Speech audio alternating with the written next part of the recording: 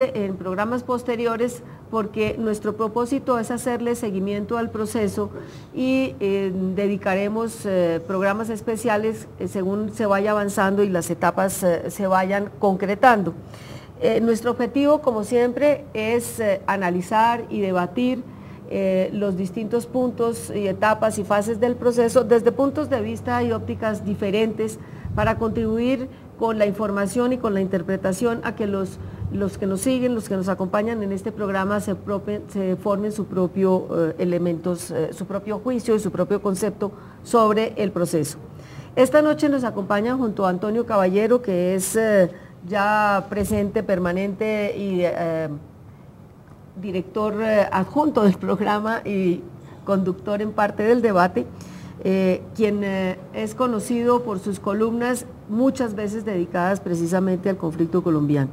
También está con nosotros Esther Rebollo, directora de la agencia EFE, la más importante agencia de noticias en español, y quien nos ayudará a interpretar el proceso en clave internacional. Está también el doctor Guillermo Solarte, sociólogo de la Universidad Complutense de Madrid, organizador de la Cumbre Mundial de Paz y de la Organización Pacifistas Sin Fronteras y autor de diferentes ensayos sobre la actualidad colombiana. Y una vez más tenemos en el programa al doctor Alejo Vargas, politólogo, profesor de la Universidad Nacional, quien ha sido miembro de la Comisión de Facilitación con el ELN y autor de varios libros, entre ellos Las Fuerzas Armadas en el Conflicto Colombiano. Como siempre, para darle piso al debate, empezaremos con un pequeño reportaje preparado por el equipo periodístico de Las Claves.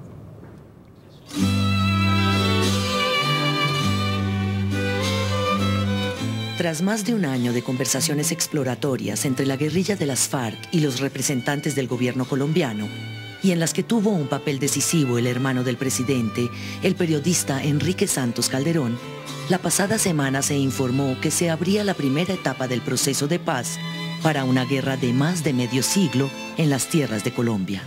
En declaraciones sucesivas en Bogotá y en La Habana, las partes daban a conocer los 5 puntos en que se basará la negociación de paz: desarrollo agrario integral, participación política en el futuro de los hoy subversivos, fin del conflicto y dejación de las armas por parte de las FARC, combate al narcotráfico y proceso de verdad y reparación para las víctimas del conflicto. El anuncio recibió el apoyo internacional desde Obama al Papa de Roma y la adhesión de una gran parte del espectro político colombiano, incluido el Polo Democrático, como declara su representante Iván Cepeda. Por primera vez las FARC y el gobierno se sientan a negociar realmente. Lo que ha ocurrido antes son intentos exploratorios, incluso en algunos de ellos se ha llegado a acuerdos muy parciales, pero por primera vez FARC y gobierno están sentados en una mesa con una agenda precisa, con unos tiempos y procedimientos definidos para llegar a la paz, y ambas partes han dicho que su voluntad es sentarse y una vez que estén negociando no levantarse de la mesa hasta que se llegue a un acuerdo de paz. Creo que eso es alentador. El presidente ha reconocido que las FARC han actuado con seriedad. Las declaraciones de la guerrilla hasta ahora muestran también una convicción de que están negociando con una contraparte que actúa de manera seria, así que esos son los elementos reales. Posteriormente, con el anuncio de los negociadores por parte del gobierno colombiano y de las FARC, nuevamente desde Bogotá y La Habana, surgieron los primeros escollos. Las FARC anuncian que uno de sus delegados será Ricardo Palmera, alias Simón Trinidad, preso en una de las cárceles de Estados Unidos y cuya libertad queda teóricamente fuera del alcance del gobierno. Por su parte, Juan Manuel Santos anunció la inclusión en su equipo negociador del general retirado Mora Rangel, al que se ha vinculado a cierto golpismo retórico y al que el expresidente Pastrana acusa de haber sido uno de los artífices del fracaso de las negociaciones del Caguán. Otro punto de fricción ha sido el del cese de hostilidades mientras se producen las conversaciones de paz. Por parte de la guerrilla, su portavoz Marco Calarcá expresaba con cierto sentido común: mientras nos sentamos a hablar, no nos hagamos más daño. Pero el presidente Santos, de acuerdo con la presión de una parte del estamento militar, reafirmó el pasado jueves en la base de Tolemaida que no habrá tregua en la guerra contra las FARC durante el proceso negociador. Por otra parte, al igual que ha sucedido en otros intentos de llegar a la paz, dentro y fuera de Colombia, podría existir quien intente sabotear el proceso. Para el representante Iván Cepeda, yo diría que tenemos una ventaja con relación a otros momentos. Antes se hablaba de fuerzas oscuras que están agazapadas contra la paz. Hoy los tenemos claramente identificados. Y yo espero que eso sirva para que el día de mañana, cuando se presenten hechos, que por supuesto espero que no sea así, sepamos quiénes han promovido, por lo menos ya desde el discurso, un ambiente favorable a ellos. cuando queda un mes largo para que se anuncie el inicio de las conversaciones formales en Oslo, ¿qué reflexión hacia el futuro cabe hacer de esta primera etapa de negociación para la paz?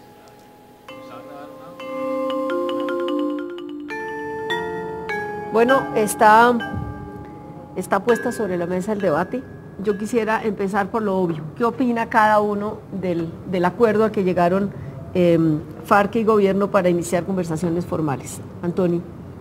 A mí me parece positivo, por supuesto, aunque me parece que es apenas el comienzo del comienzo, así como antes hablaban del fin de la guerra, esto es apenas el comienzo del comienzo.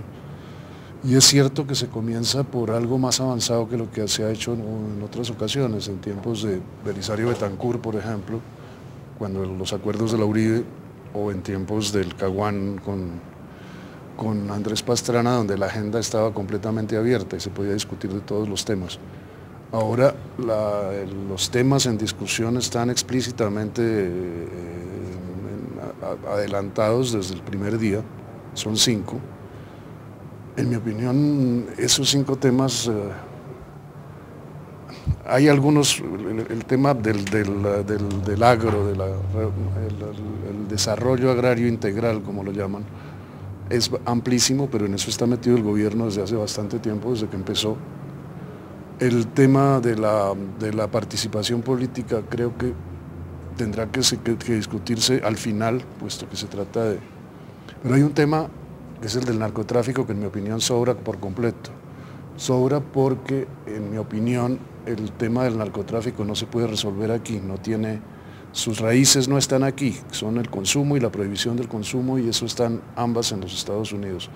No, con las FARC lo único que se puede discutir, hoy lo único que ellas pueden discutir es la protección que ellos les dan a los campesinos cocaleros y la presión que ejercen sobre los campesinos cocaleros. El tráfico, pues ellos niegan traficar con droga. Pero ellos niegan muchas cosas que son... Ellos niegan muchas cosas. Es que todavía, evidentemente, no existe la confianza. Llevamos 50 años de guerra y 50 años de desconfianza. Me parece que eso es lo primero que hay que... Esto como una vista, un abuelo de pájaros. Doctor Alejo. No, yo también creo que hubo un trabajo juicioso y bien llevado por parte del equipo que lideró Enrique Santos y Sergio Jaramillo, y por parte de las FARC creo que hubo una buena concreción de temas. Me parece que, como bien lo decía Antonio, a diferencia del pasado, hoy día hay una agenda bien acotada. Más realista. Más realista y sobre todo, casi que uno podría decir con un tema central, que es el tema agrario. Porque los demás creo que son temas bastante de trámite. Pero es el reconocimiento tácito de que esa es la causa fundamental de las FARC. Sin duda, es el reconocimiento de que la tierra ha estado ligada a la violencia en Colombia, a todas las violencias, pero además a la historia de las FARC. Ahora, yo precisaría en relación con lo de cultivos ilícitos, porque no es narcotráfico propiamente correcto lo que se habla, es que quizás allí lo que podría las FARC ayudar un poco, en caso de que fuera positivo el resultado, sería quizás a erradicar algunas zonas de cultivos, siempre y cuando hubieran, pero obviamente comparto con Antonio que no es una solución del problema del narcotráfico. Pero quizás, yo creo que tampoco se lo pretende, es decir, no creo que la gente esté pretendiendo, pero sí es, digamos, no aceptaría la sociedad que no se tocara el tema a sabiendas de que las FARC están vinculadas de alguna manera con el narcotráfico. De varias maneras. Exactamente. Sí, bueno, pero digamos, están vinculadas con el doctor Solórzano. A ver, yo a ver, quisiera como poner otro punto. Solarte, sí, otro punto de vista. Primero, a ver, un poco como sobre el optimismo que ha desencadenado el proceso y realmente creo que hay que compartirlo. aunque hace unos 2 años o 3 estaba entrevistando a Monsiváis y le preguntaba sobre la paz y él decía, hoy es difícil, mañana será imposible. Y yo creo que en ese sentido preciso del que hablaba Monsiváis, podría uno situar el problema colombiano. O sea, hoy es difícil, pues mañana yo creo que es desencadenar una guerra interminable, como de la que veníamos, fuertísima, pero no interminable. Eso es como un punto que quisiera poner ahí como clave. Otro es como evitar que los medios de comunicación, los comunicadores, los periodistas en general, no convirtieran esto en un alegato nacional por la paz. O sea, ¿cómo neutralizar el alegato? Nosotros en Colombia somos muy dados al alegato, no al diálogo. Entonces es muy posible que además los 8 años anteriores fueron un ejercicio de alegato fuertísimo, de polarizaciones, y yo creo que en este momento el proceso podía caer en un riesgo de volverse ese alegato colombiano que quiere participar todo el mundo, alce la mano quien quiere, métase usted, yo tengo derecho. Ha sido claro en todos estos primeros días en que la mesa está ya clara y está definida y que vendrá después la participación de otros sectores de la sociedad. Mire que con los políticos uno no puede tener nada claro nunca. Bueno, o sea, sería como ingenuo decir, hombre, ahora sí que está claro todo. No, nada está claro. ¿Sí? Nada está claro ni cuando uno lo interpreta desde afuera, que estábamos en un debate de internet y alguien decía, hombre, es que las FARC están negando el secuestro. Entonces decía, hombre, ¿usted qué quiere? Que se sienten a negociar y empiecen por decir, mire, yo soy narcotraficante, secuestro, delincuente, asesino, y los otros del otro digan, pues nosotros nos hemos aliado con paramilitares, a veces también lavamos dólares y tal. ¿sabes? Entonces, esto es el comienzo de algo apenas, que es frágil, sí, frágil. ¿Por qué es frágil? Porque la democracia colombiana es frágil. La democracia colombiana es una mentira central. ¿Sí? Doy la palabra porque es muy amplio pero recuerdo que el filósofo de la Nacional, Rubén Jaramillo, puso hace unos años a circular la tesis de la postergación de la modernidad en Colombia, ¿sí? Que está detrás de todo esto, y uno podría decir que el ejercicio, aún en el 91, fue un ejercicio potente para postergar la democracia. Bueno, pero concretémonos, profesor Solarte, ¿le parece, digamos, está medianamente optimista, digamos, cree que de aquí puede salir algo? Todas las anteriores, diría. Todas las anteriores. Y Esther, ¿qué opina de todo esto? Yo sí soy optimista, ojalá, o por lo menos quisiera serlo, ¿no? Para darle la energía que este proceso necesita. En todo caso, estamos en el inicio, hay muchas cosas sobre las que se van a hablar en los próximos meses. Yo creo que hay temas fundamentales entre los 5 asuntos de agenda. El tema tierras está muy bien que sea el primero porque es el origen, la causa objetiva del conflicto. Sin hablar de ese tema no hay nada que resolver. Hay otros asuntos como el narcotráfico, que bueno, todo está por ver. El narcotráfico, yo en mi opinión creo que el narcotráfico lo que ha hecho ha sido alimentar y convertirse en el motor del conflicto. Entonces, en ese caso, si lográramos acabar el conflicto con las FARC, que no sería acabar con el conflicto en Colombia, porque hay muchos otros actores armados sobre los que habría que dedicarles muchos programas, pero hoy vamos a hablar solo de las FARC. Entonces, en ese caso, hablando de las FARC, yo sí considero que las FARC están en el negocio de la droga. Yo sí, tengo, digamos, no sé si evidencias, pero hay mucha información que invita a pensar en ello. Pero la buena noticia sería, en ese caso, en que si la droga es el motor del conflicto y acabamos con el conflicto de las FARC, pues las FARC podrían salirse del negocio. Bueno, esa es una teoría. A partir de ahí hay muchas otras cosas de las que se hablan, hay está todo por verse. Los principios han sido polémicos en el sentido de que ha habido 2 planteamientos de las FARC en sus intervenciones recientes que no están para nada en el mismo frente de discusión del gobierno, son la inclusión de Simón Trinidad como negociador y además empiezan exigiendo un alto el fuego. 2 aspectos que el presidente Santos les ha dicho que no. Pero también vamos a ponernos en el lado positivo. Las FARC insisten en que todo es negociable. Yo creo que la coyuntura es propicia y es propicia porque nos encontramos en una posición muy diferente respecto a procesos negociadores anteriores. A lo que todos ustedes han dicho, que es la primera vez que las FARC aceptan poner por escrito que se desarman. Sí. Es la primera vez que digamos, obviamente dentro de las fanfarronadas y la retórica tradicional de ellos, reconocen que han recibido golpes, que están golpeados. Entonces me parece que hay unos principios de realidad que dan, como veo que hay entre todos nosotros, un moderado optimismo. Pensemos ahora... Ese punto me parece importantísimo, el de la dejación de las armas, que por primera vez las FARC siempre habían dicho en los tiempos de Tiro Fijo y Jacobo Arenas y el Mono Jojoy que nunca dejarían las armas. Las armas son la única garantía de supervivencia en el caso de que se llegue a una tregua o a un cese el fuego para ellos.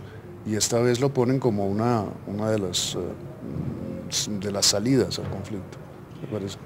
Yo agregaría, Antonio y María Elvira y colegas, es que además de ese punto que comparto, hay un hecho que también muestra que por primera vez las FARC parece estar retomando en serio, y es lo que sucede con la muerte de Cano, que ya se conoce. Claro. Evidentemente las conversaciones venían desde cuando estaba Alfonso Cano. Y no se interrumpieron. Una vez elige el nuevo mando, dicen seguimos adelante, lo cual evidentemente indica que hay un interés de seguir. Eso hubiera sido un argumento suficiente para decir, claro, para levantar, aquí se termina. Entonces, creo que esos son indicadores, no certeza, pero indicadores. Pero podría interpretarse como algunos afirman de que estaban cerca de una derrota militar, lo que estás diciendo, ¿o? No, pero que sí han recibido los golpes, es decir, ellos son guerreros, ellos están en el terreno y ellos saben que han recibido. En la entrevista pero otra cambio de actitud entonces, a ver, porque sí, porque que hay en el... bueno, perdona, o sea, el cambio del escenario. Yo considero que tampoco es un secreto el hecho de que esta negociación a la que llegan las FARC y el gobierno se presenta en un momento en el que las FARC están más golpeadas que nunca. Claro. Es decir, en los últimos años han perdido a miembros claves de su secretariado. Sí, cosa que no había ocurrido en la historia. Más allá, no debemos tampoco olvidar que podríamos hablar de 8.500 hombres armados. O sea, yo no despreciaría a la guerrilla, yo no la despreciaría con capacidad militar. Tiene, y de hecho ellos han sido una guerrilla que se ha adaptado perfectamente a los tiempos. Pasa inmediatamente de la guerra de movimientos a la guerra de guerrillas. Tienen una capacidad impresionante para adaptarse al espacio, al terreno y a los tiempos. Yo no la despreciaría, pero sí es verdad y no es ningún secreto que las FARC están hoy más golpeadas que hace 10 o 20 años. Yo no la despreciaría, pero eso no es lo que importa. Lo que importa es que por primera vez el gobierno, el Estado colombiano no la desprecia. Todas las negociaciones anteriores se había llegado desde el punto de vista del desprecio.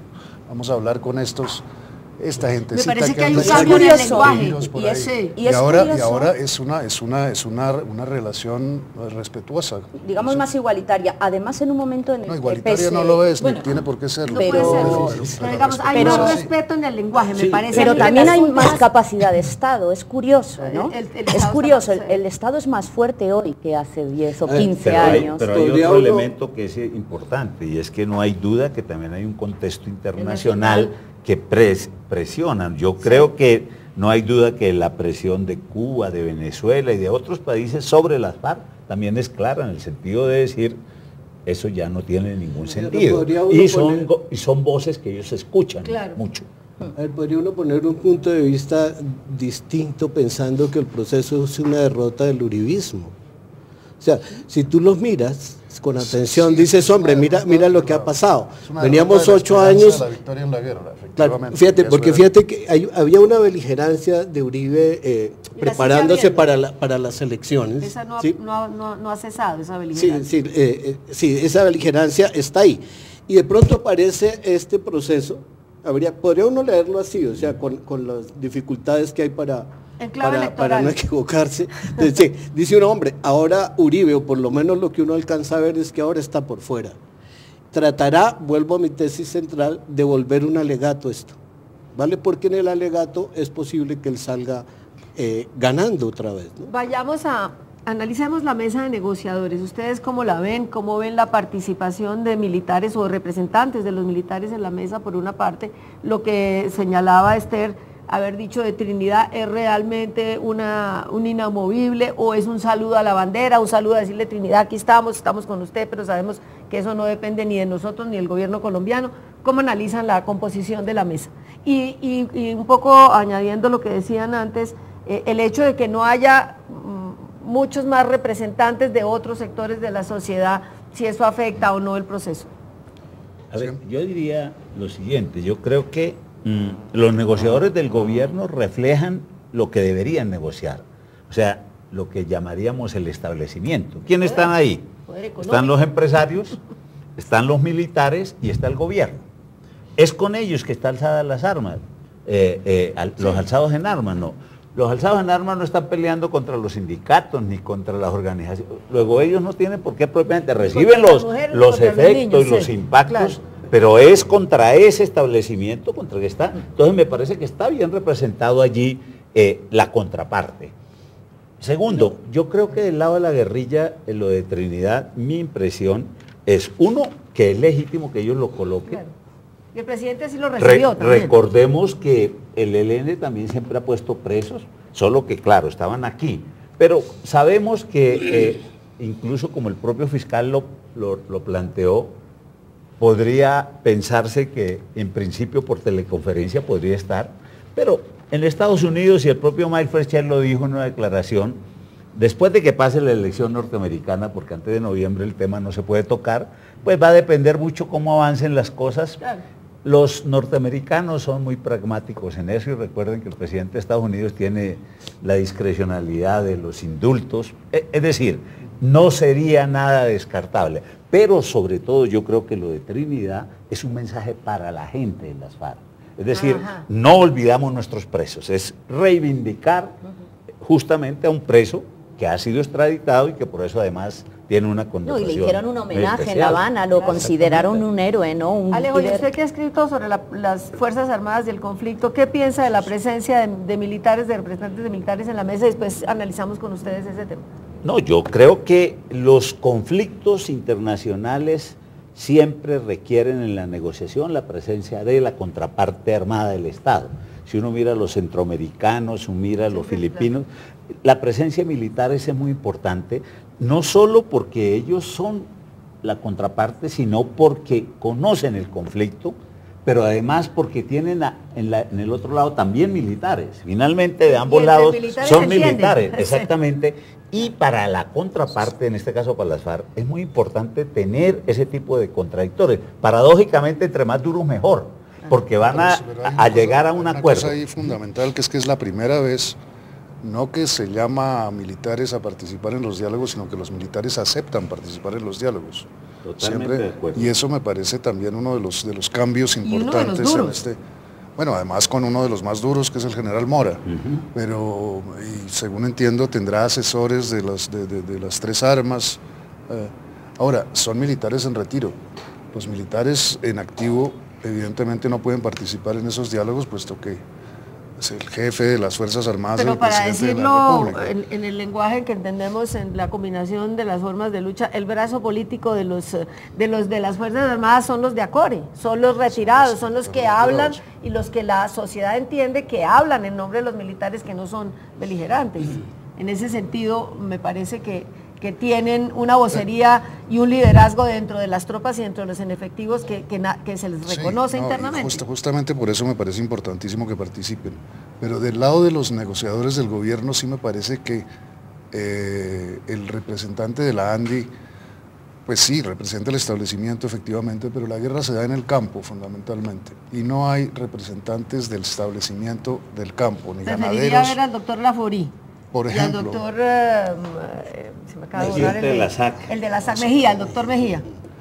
Yo creo que sí, porque efectivamente es allá donde se hace la guerra. Son ellos los más afectados por la guerra desde el lado del establecimiento. Y son algunos de esos gremios los más beligerantes en contra del proceso. Son a la vez los más beligerantes y son los que organizaron en su momento las convivir y las autodefensas paramilitares. Entonces, sí me parece que ¿Usted le ve ahí una falla en los negociadores? Doctor Solarte, ¿qué opina? A ver, yo creo que está bien que estén los militares, ¿sí? Era más o menos lo que se estaba tratando de ver, o mejor dicho, es imposible que no estén los militares. El problema en Colombia y en todos los procesos es que esto siempre ha sido una guerra entre varios ejércitos, y es muy posible que la primera intento del gobierno pasado por incorporar el otro ejército, el paramilitar, al proceso que fracasa, ¿sí me entiendes?, esté pidiendo de pronto ahora ¿sí? Un espacio para decir, bueno, ¿qué va a pasar con los otros ejércitos? Ustedes tocaban un punto que es clave y es el arte que me están haciendo señas que se nos termina el tiempo. Al grano. Lo dejamos, sí. Al grano, no, al grano. Bueno, yo no sé cuál será el grano, pero en principio creo que lo importante de esto es que entre esa, digamos, combinar formas de lucha, las FARC combinan exitosamente la forma de lucha de comunicación. O sea, la comunicación es muy extraña. Fíjese lo de Simón Trinidad. Para cualquier ciudadano, yo creo que muchísima gente no sabe ni quién es Simón Trinidad, ni cuánto hace que está donde está, ni por qué está donde está, ni quién lo mandó para allá. Si hiciéramos una encuesta, nadie sabe alrededor de eso. El éxito de este proceso que la FARC maneja o manipula, como la palabra que quieran ponerle, es que va a ir emitiendo mensajes, ¿sí?, que generan una polémica, y al generar una polémica logran algo que es muy eficaz en esto de los diálogos, y es, unos se ponen a favor tuyo y otros en contra. Bueno. Eso es estratégico. Bueno, estratégico. Entonces cortamos aquí esta primera parte del programa, en la segunda entraremos en el análisis de la agenda.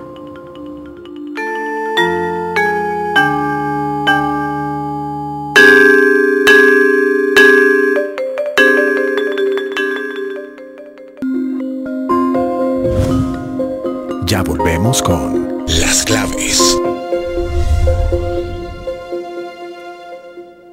Atención, instituciones de educación superior y estudiantes. Ahora todos los estudiantes de todos los programas de educación superior deben presentar el examen ICFES Saber Pro, antes ECAES. Las instituciones deben coordinar con todos los estudiantes los procesos de preregistro del 13 al 23 de agosto, recaudo antes del 14 de septiembre y registro antes del 18 de septiembre. Mayor información en www.icfes.gov.co.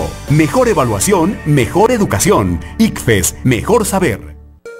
Esta Colombia, nuestra, de hoy, está llena de hechos. Hechos innegables y sorprendentes. Hechos que nos llenan de orgullo y que hablan por sí solos. ¿Y qué dicen estos hechos? Dicen que tenemos el talento, los recursos y el empuje. Estos hechos nos dicen y le dicen al mundo que somos realidad, que somos certeza, que somos solución. En una sola frase dicen, la respuesta es Colombia. Cuando todo un país se compromete a mejorar la calidad de su educación, todos tenemos un mejor país. Nosotros nos comprometemos a esforzarnos, dando lo mejor para aprender cada vez más. Yo, a transformar mis clases cada día, para que mis estudiantes aprendan mucho más. Yo, a acompañar a mi hija mientras aprende, apoyando su proceso de formación. Yo, a apoyar los nuevos talentos en mi empresa. Yo me comprometo. Una mejor educación para un mejor país.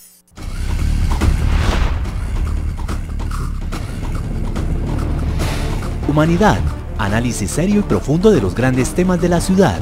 Metro ligero, pesado, solo Transmilenio. Entérese en Humanidad, el periódico de la Alcaldía Mayor de Bogotá. Siga con nosotros en Las Claves.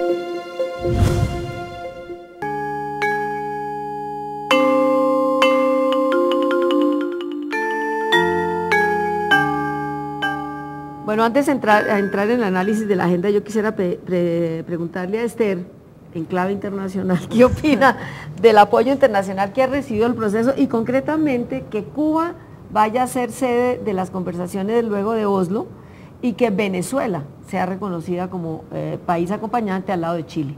Bueno, en primer lugar, yo creo que los 4 países elegidos, tanto los anfitriones y garantes como los que van a estar en el acompañamiento, están, creo que a mi juicio, muy bien elegidos. Y todo me resulta curioso porque todo empieza desde un mensaje, desde que el presidente Santos toma posesión aquel 7 de agosto, en el que siempre rechazó el apoyo de la comunidad internacional, ¿no? Y luego, pues bueno, pues se demuestra solo cuando se necesite, pero resulta que lo buscó desde el día que asumió la presidencia.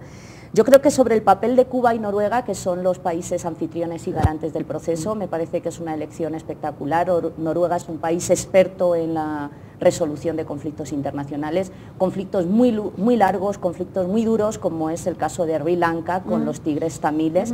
Ha sido un proceso en el que siempre ha estado Noruega, se han conseguido algunos avances, aunque no se haya concluido el proceso. Estuvo también Noruega en otro proceso muy interesante que fue en el del Sultanato de Aceh en Indonesia, que ese conflicto desgraciadamente concluyó con el tsunami cuando arrasó toda la región indonesia. O sea que no falta experiencia, es un garante con palabras, con mayúsculas. Pero tampoco son tan notables los éxitos, más notorios han sido los fracasos. Bueno, pero desde luego, digamos que lo que tendría serían las claves. Las claves para poderse posicionar de una forma discreta. Yo creo que los noruegos tienen algo interesante y es la discreción, ¿no? Entonces, en ese sentido, no van a buscar el protagonismo. Yo creo que no está mal elegido como un país, además, fuera de América. Fuera de América. Yo creo que necesitaba, además, organizarse la mesa fuera del continente, de alguna manera. Cuba garantiza lo que quiere el presidente Santos, la discreción. ¿Quién se va a atrever a hablar en Cuba de lo que no quieran que las autoridades cubanas se hable, ¿no?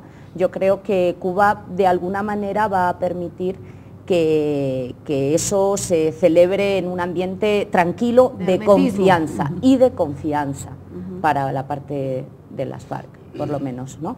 Y bueno, y Venezuela tenía que estar. Ahí tenemos unas elecciones en octubre. Y para Ecuador, que no estaban de garantes, el problema de la guerrilla se le volvió mayúsculo. Es un problema, claro, ese no lo podía controlar, y le conviene a Venezuela que el conflicto con las FARC termine. Y a las FARC le conviene que Venezuela entre ya, porque no sabemos qué va a pasar en las elecciones de octubre en Venezuela. Y Chile permite el equilibrio. Alejo, ¿qué piensas? Yo creo que Chile entra por una razón, porque es el actual presidente de CELAC. Es decir, que también es para ambas partes simbólico. El próximo año reemplaza Chile-Cuba.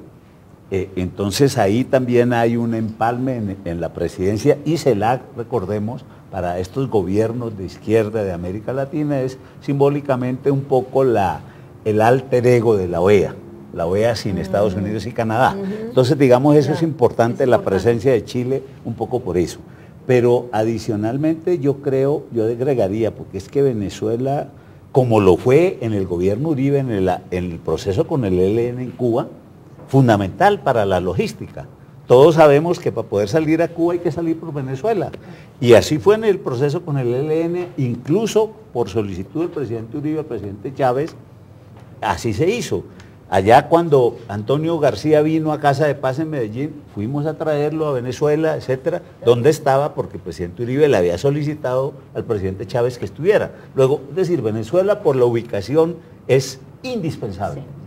¿Algo que agregar ustedes dos del tema? Yo diría que es indispensable por UNASUR. O sea, a mí me parece que, si no me equivoco, ahora preside UNASUR Venezuela.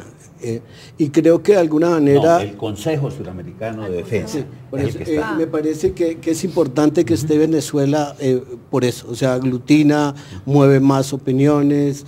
De pronto uno cuando ve esto, uno se preocupa más por las ausencias que por las presencias, ¿no? Las guerras en el mundo no precisamente están en manos de estos tres países que estamos nombrando, o sea, Venezuela, Cuba... Unidos, por supuesto faltan, claro, los Estados Unidos. Y la OTAN. Y Estados Unidos no está detrás apoyándolo. No, pero no están presentes en el compromiso real de la cosa. Fíjate que, por ejemplo... Se nos olvida citar la razón principal de la presencia de Venezuela, que son las relaciones que hay entre las FARC y el gobierno de Venezuela. Claro. No es por UNASUR, no es por... Ojo, no estoy diciendo que sea por UNASUR o por los amigos, no, digo que me parece interesante la presencia de Venezuela es porque de alguna manera está UNASUR en esa presencia, no es que esté diciendo algo distinto a la condena que puede haber sobre la relación entre el gobierno de Venezuela y las FARC, o sea, eso está ahí, eso está ahí, pero cuando trato de mirar, es que nosotros dentro de este trabajo que hemos venido haciendo de pacifismo, de investigaciones, los datos de los países que más venden y producen armas, ¿sí?, que son las que vienen acá, o sea, España es el cuarto, quinto país de productor de armas, y está Estados Unidos, China, o sea, las potencias no están acá, ¿vale? Las potencias armamentistas y guerreristas. Entonces, la pregunta es, ¿y entonces por qué no están? ¿vale? No, pero ¿qué quiere a China y no, aquí en la mesa? No, imposible. Es un asunto que yo no diría es imposible, ¿no? Cuando entremos en la agenda de pronto vas a ver que hay muchos hilos ahí pegados. Claro, ¿no? que hay muchos hilos, pero eso no quiere decir que deban estar presentes. Exacto. Que si no se convierte en no llegamos a ninguna parte. Pero ¿y qué tal Brasil, no? Uno hubiera esperado a Brasil, sí, ¿no? Probablemente ese puede sí, ser más ausencia. Ese sí, es pero... más ausencia. A ver, pero no es un poco como llamar a que deba estar todo el mundo. O sea, porque eso sería como un diálogo, deben estar todos, la OTAN, la Unión Europea, la idea es por qué es que no están, y simplemente reflexionar sobre eso, no es ir más allá, o sea, no estoy pidiendo ahora alzar la mano y decir que metan a China y a Estados Unidos y después a Australia y los tigres del este y todo esto, no, simplemente, oiga, pensémoslo, ¿sí? Sí, porque claro, eso sería equivalente a lo que hay algunos, entonces que aquí hay que meter a toda la sociedad colombiana ya. Exactamente. Pero tienen que estar los que están. Pero Alejandro, pero pensarlo sí que debemos hacerlo, ¿no? Sí, obvio. No, de acuerdo. Que dejarlo a pensar ya es peligroso. De acuerdo. Bueno, entonces empecemos a meterle diente a la agenda.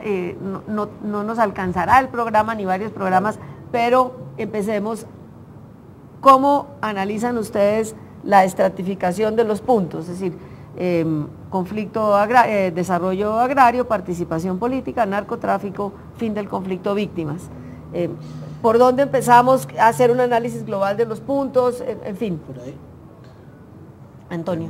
El desarrollo agrario me parece fundamental y me parece muy diciente que esté de primero en la agenda, porque además no es una novedad, digamos, para el gobierno de Santos. El gobierno de Santos desde el primer momento tomó como punto central de su política la resolución de los problemas del campo, de los problemas que es donde nace la violencia. No es un azar tampoco que las FARC sean una guerrilla campesina fundamentalmente, y que considera, a pesar de que haya sido una guerrilla ortodoxamente prosoviética, sus métodos son los métodos maoístas de la guerra en el campo hacia las ciudades. Entonces me parece que haber escogido como primer tema de la agenda el desarrollo agrario integral significa eso. Es un poco quitarle las banderas y decir el Estado está en esa causa también. Porque es cierto que lo está. Exacto. Y el hecho de que sea una agenda no lista de mercado, que fue la del Caguán, porque eso pedían el oro y el moro, no es también un síntoma de realismo y de que sí hay más razones para el optimismo que para el pesimismo, es decir, que haya sido tan acotada, aunque no se desconoce que el problema agrario es un problema complejo que tiene que ver con la minería, con el medio ambiente, con protección, con sostenibilidad, con un montón de temas. Yo pensaría que realmente el tema grueso es el uno, por eso me parece que lo ponen de primero. Yo creo que si hay acuerdo en eso, los otros yo creo que son de mucho menor. Como diría el procurador, salen con vaselina. Porque ese tema, como está planteado, puede ser todo lo ancho que se quiera o todo lo restringido. Si uno quisiera una mirada por ahí, se puede mirar todo, hasta el TLC se puede llegar por la vía de seguridad alimentaria. Pero yo creo, ese es un punto en que ellos han insistido mucho. Yo creo que ellos van a ser más realistas, un poco por lo que pareciera. Yo creería que ellos se van a restringir mucho a algunos temas de reforma agraria, al tema de zonas de reserva, por supuesto que ese es el de mayor interés, porque el campesinado colono es la base histórica de las FARC y probablemente donde buena parte de los miembros de las FARC de origen campesino podrían además situarse en un posconflicto. Y la idea de apoyos para todo ese campesinado, y lo de zona de reserva es muy, muy estratégico, porque es la posibilidad de que pequeños campesinos no vayan a ser despojados después. Una de las características de las zonas de reserva es que establece unas restricciones a la venta de la propiedad, que es uno de los temas complicados. Pero me parece que si ahí hay acuerdo, yo creo que lo de participación política, lo del tema de cultivos ilícitos, etcétera, yo creo que eso es bastante más fácil, sin olvidar la complejidad que eso implica. Que ese primero, por lo que significa históricamente y por lo que implicaría lo que llamarían los negociadores de conflicto lavar la cara, es decir, justificar ante toda su gente la razón de la lucha para las FARC. Me parece fundamental también que el tema tierras esté en el primer punto de la agenda. Ese, como hemos dicho antes, el origen y del conflicto colombiano, y sin discutir el asunto de tierras no hay nada. El Estado está comprometido, lo ha dicho Antonio, es toda la verdad. Ahora yo me pregunto, digo, ¿y qué pasa si si se da un acuerdo entre el gobierno y las FARC sobre el asunto de tierras? Ahora el gobierno y las FARC tendrán que pelear juntos contra los otros, que son los que despojan, no sé. El conflicto de tierras y el conflicto agrario en Colombia es, digamos, la madre de todas las madres. Me parece perfecto que se comience por este tema para empezar eliminando actores, como he dicho desde el principio. Yo creo que este acuerdo, estas conversaciones, nos va a permitir empezar a eliminar actores armados de un conflicto general grandísimo. En ese sentido creo que sí, que hay que empezar por tierra, sin duda, no tengo ninguna duda sobre el tema. Lo que me llama la atención respecto a los temas es que las FARC han querido como darle la vuelta a la agenda y parece que quieren empezar con el punto cuarto en la lista, ¿no? Que es el de fin de conflicto.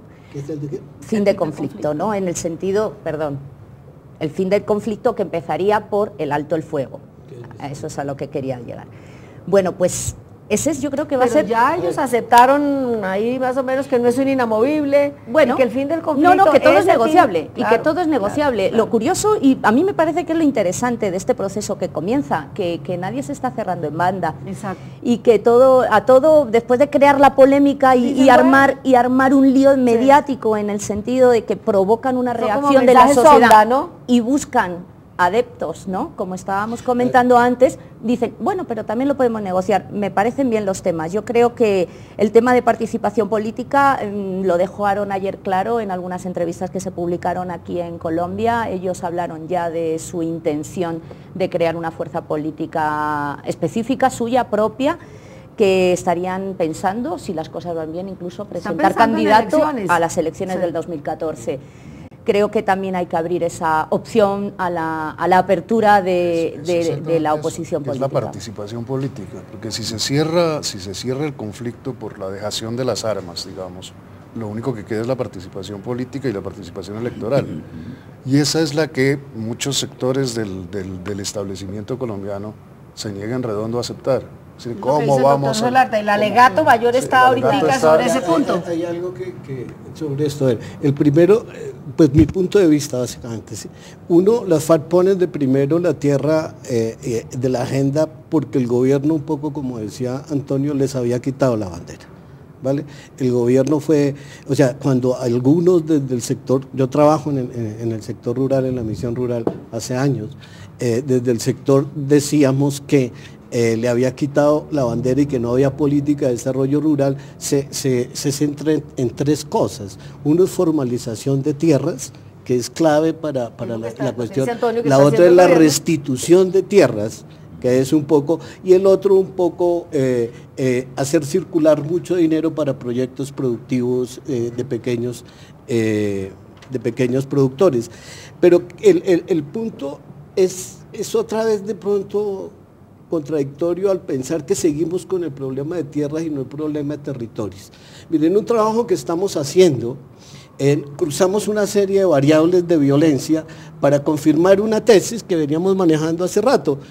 Colombia está lleno de dictaduras locales, ¿vale? Dictaduras tan crueles y sanguinarias como aquellas dictaduras de Pinochet, Argentina, como las más crueles, ¿vale?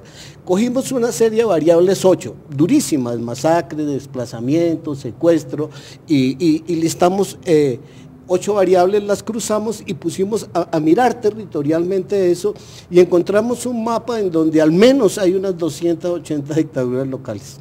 O sea, ¿qué son dictaduras locales? Son territorialidades ilegales que escapan a la Constitución esta nuestra, que escapan a la Constitución y que las decisiones se toman ahí desde la ilegalidad, atadas a la minería, territorialidades ilegales están ahí las FARC en unas, las FARC en otras. Eso iba a decir, las dictaduras son de izquierda y de derecha, ¿vale? Las dictaduras, el mapa es clarísimo. Pero y además asombra, ¿sí? Desactivando unas, algo así. Las dictaduras de extrema derecha están situadas donde todo el mundo sabe, arriba, Córdoba, Antioquia, tal. Las dictaduras más fuertes de extrema izquierda o FARCos o como quieran llamarlas están en el sur, ¿sí? Hacia Nariño es donde más está concentrado y en la parte de Meta, ¿sí? Entonces, si ustedes ven la agenda, cuando dicen participación política, uno debería preguntarse si lo que debe hacerse es un ejercicio de democratización del territorio, porque quieranlo o no, contando, digamos, las dictaduras, tú las miras y dices, estos son militares, y hay otras dictaduras civiles donde el clientelismo ha captado el poder de tal manera que llevan 30 años gobernando los mismos. En Bogotá nosotros somos ajenos a eso.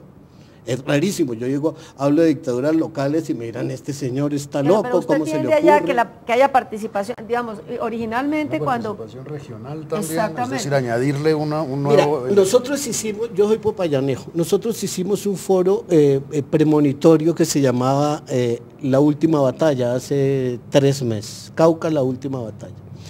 Uno dice, hombre, la guerra se tiene que parar en la mesa, ¿sí? Pero la paz tiene que hacerse abajo. No, eso es lo y que la paz ahí mismo, tiene que empezarse a tomar... La paz es construida entre todos, la guerra tiene que terminarla los armados. Pero María Elvira, no discursivamente, este es un país centralizado. ¿Cómo no hay en el proceso político de la democratización? Y ese es uno de los problemas, naturalmente que sí, pero no es uno de los problemas que hay que tratar en esta mesa, me parece. No, yo no digo que trate de eso. Al contrario, no se puede, una de las cosas buenas, decíamos al principio, es que la agenda está acotada, no es una agenda abierta como fue la de las conversaciones del Caguán, en la que se discutía absolutamente de todo y todo el mundo participaba, iban misiones de todo el país. Esa es una virtud de la agenda actual. Exactamente, pero si ahora le vamos a introducir también el problema de la regionalización o del excesivo centralismo... A veces no me hago entender, me cuesta trabajo. No estoy pidiendo en una mesa que se trate el tema de regionalización. El problema real es de lo que estoy hablando. Lo que se trata en la mesa, pues hombre, ya está acotado, me parece muy interesante. El tema de tierras, para los que manejamos el tema, sabemos que es complejísimo, puede durar nosotros llevamos 10 años trabajando en Misión Rural el tema de tierras, o sea, puede pasar muchísimas cosas, tú conoces también muy bien el problema de tierras y ustedes lo conocen muy bien. El asunto no es meterle a la agenda, es cómo ves desde afuera la agenda. ¿Vale? Es que ese es un papel. Pero ese es el tema central de por qué hablamos de agenda acotada. Porque ¿de agenda qué? Acotada. Porque, digamos, por eso decía yo hace un momento, lo de tierras podría dar para todo y volver al Caguán. Y no llegar a ninguna parte. Podríamos volver a todo. Pero mi tesis es que creo que en la medida en que el tema se está planteando de manera bastante realista, no se va a resolver el tema agrario del país. Se van a plantear algunos elementos que son centrales para las FARC, pero evidentemente cantidades de problemas que tienen que ver, por ejemplo, con restitución de tierras y demás. Eso seguirá siendo una agenda de este país por lo menos de 1 o 2 décadas más. Claro, y fíjate, Alejo, que lo que estaba poniendo es, se puede hacer restitución de tierras en el marco de estas dictaduras locales. O sea, ¿quién se va a devolver? ¿A dónde se van a devolver? ¿Sí? ¿Cómo se van a devolver? ¿Se me entiende? Los ejércitos antirrestitución, los asesinatos de los... Eso pasa, eso pasa. Pero eso pasa, pero yo el estado ideal dentro de justamente sabemos que eso pasa. Es decir, lo que se trata de resolver en este caso es únicamente uno de los elementos o una de las manifestaciones de que Colombia es un estado que no está organizado ni es democrático. Total, sí, eso sí lo comparto plenamente. Bueno, avancemos sobre los puntos. Yo decía, solo por terminar con este tema de la participación política, que el estado ideal sería que se dieran las condiciones para una participación política libre, pero aquellos nuevos actores políticos que se involucraran en la sociedad colombiana aceptarán normas democráticas, pero de verdad. O sea, quiero decir, en ese caso a lo mejor esos nuevos actores políticos en lugares donde se practican esas dictaduras no saldrían elegidos, eso sería como el estado ideal. Otra cosa es que estén cooptados, amenazados y siga la coacción, ¿no? Es que sobre el tema de la participación política pende la espada de Damocles de la UP y ese fue un gran error de la combinación de las formas de lucha. Entonces, si la sociedad está comprometida, porque como dice el doctor Solarte, la paz se construye después, Lo que hay que pensar es no empezar a estigmatizar antes de que se desarrolle el proceso, todos esos movimientos sociales que son, digamos, yo diría, si uno mira la agenda, cualquier colombiano con sentido común, esa es una agenda normal, la gente tiene que tener tierra, la gente tiene que tener oportunidades de trabajo, aquí hay una concentración de la tierra, aquí no estamos haciendo la revolución por decreto, la agenda es una agenda reformista, entonces también la participación tiene que ver con que la sociedad entienda que no se puede estigmatizar lo que apenas está empezando a surgir. A mí me parece que lo de participación política, primero, evidentemente tenemos el antecedente de Unión Patriótica, que eso paradójicamente hay que usarlo positivamente para que ese tipo de cosas no vuelva a ocurrir. Precisamente uno de los errores de no repetir. Pero hay un tema muy importante y es las reglas del juego de la participación política.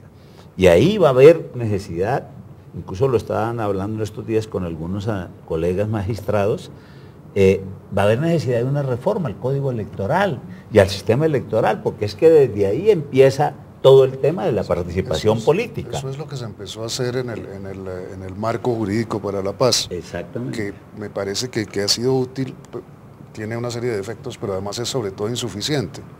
Es decir, porque en el marco jurídico para la paz, de acuerdo con eso, los actuales jefes de las FARC o del ELN, si entra también en danza en su momento, estarían incapacitados para hacer política. Y es perfectamente insensato pretender hacer la paz pues pretender que dejen las armas quienes no pueden tener otra forma de participación política. Entonces yo creo que eso, efectivamente, eso va a tener que pasar de la mesa al Congreso para empezar. Habría fórmulas, en El Salvador las fórmulas pueden participar, pero como con un periodo de, digamos, de reserva. Allí hubo algunos comandantes, el caso Villalobos. Villalobos fue sancionado durante 10 años a perder sus derechos políticos, por eso se fue a estudiar conflictos y se volvió asesor de muchos gobiernos. Esa es una de las sanciones. Que algunos, una restricción, sí, pero... sí, no todos pueden participar, algunos puede que sí. El marco para la paz establece unas figuras, pero claro, todo eso lo debe desarrollar, es la posibilidad de que aún a alguien, aunque le hagan una condena... La suspensión condicionada de la pena. Se suspenda, pero que pueda ser elegido. Porque en el actual código, alguien que sea condenado por un delito común no puede ser elegido. Entonces aquí habría esa variante. Pues ese sería un tema para largo debate de todo lo de la justicia transicional, porque digamos... si algo es reacia, si en algo es absolutamente reacia la sociedad, es a que autores de crímenes de lesa humanidad, de masacres, vayan al Congreso, aunque hay unos, inclusive el fiscal ha dicho, yo prefiero a Timochenko echando tiros echando la lengua que echando tiros. Pero yo creo que todo eso se deriva de si las cosas van resultando, la sociedad se va ablandando, diría yo. No sé ustedes qué piensan. Bueno, es un tema muy complejo. Yo, como saben, en mi país también hay un conflicto interno. Sí. Y también sobre ese tema se ha hablado mucho de si los políticos vinculados o no a ETA deben estar o no en la vida política. Ha habido casos en los que se les ha ilegalizado los partidos. Es un tema sensible y tienes razón, ¿no? La sociedad en términos generales no quiere que uno que ejerció la violencia o fue autor de una muerte o de un dolor ocasionado a mi familia ni siquiera tenga la posibilidad de participar en la política. Yo creo que todo eso pasa por la justicia transicional, por la reconciliación. Y para eso hace falta todavía mucho tiempo. Estamos en un conflicto que no ha concluido. Entonces, ¿cómo vamos a hablar todavía de reconciliación? Me da pena, pero me dicen que terminamos el programa de hoy, pero estamos en el principio del análisis de todo este proceso que nos consumirá horas. Yo creo que la frase de Antonio fue muy buena, es el comienzo del comienzo. El comienzo del comienzo. Entonces, nos finalizamos hoy con el comienzo del análisis del proceso. Los invitamos a que nos acompañen el próximo martes en una nueva edición del programa Las Claves.